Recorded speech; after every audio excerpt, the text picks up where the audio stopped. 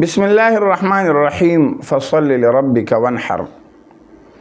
آج کل کے ایام بڑے مبارک ایام ہے، اور جیسے ہی ذی الحجہ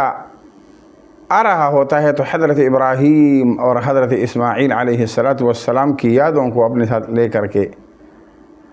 باد صبا کی طرح حاضر ہو جاتا ہے۔ آپ صلی اللہ علیہ وسلم نے فرمایا کہ قربانی کے دنوں میں قربانی سے زیادہ کوئی چیز اللہ تعالیٰ کو پسند نہیں، بلکہ یہ نیکی تمام نیکیوں میں زیادہ رب العالمین کو محبوب اور پسند ہوتا ہے۔ اور قربانی کرتے وقت خون کا قطرہ جب زمین پر گرتا ہے تو زمین تک پہنچنے سے پہلے وہ رب العالمین کے ہاں مقبول ہو جاتی ہے، تو لہذا خوب خوشی اور خوب دل کھول کر قربانی کیا کرو۔ آپ صلی اللہ علیہ وسلم نے فرمایا کہ قربانی کے جانور کے بدن پر جتنے بال ہوتے ہیں تو ہر بال کے عوض میں رب العالمین ایک نیکی عطا فرماتا ہے،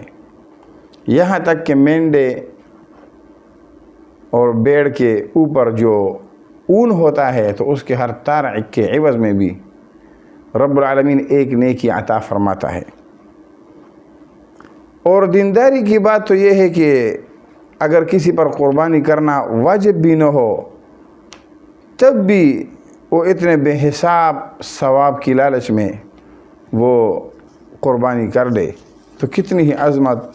اور خوشی کی بات ہوتی ہے۔ بلکہ مناسب تو یہ ہے کہ ایک خوش قسمت انسان اپنی طرف سے اگر قربانی کرتا ہے، رب العالمین نے اس کو وسعت دیا ہے اور اللہ نے اس کو طاقت دیا ہے اور وہ قربانی کر سکتا ہے، تو اس کو چاہیے اور مناسب یہ ہے کہ وہ جناب نبی کریم صلی اللہ علیہ وسلم کی طرف سے بھی قربانی کر لے، ازواج مطہرات علیہن السلام کی طرف سے بھی قربان کر لے، اور اپنے والدین کی طرف سے، اپنے رشتہ دار کی طرف سے،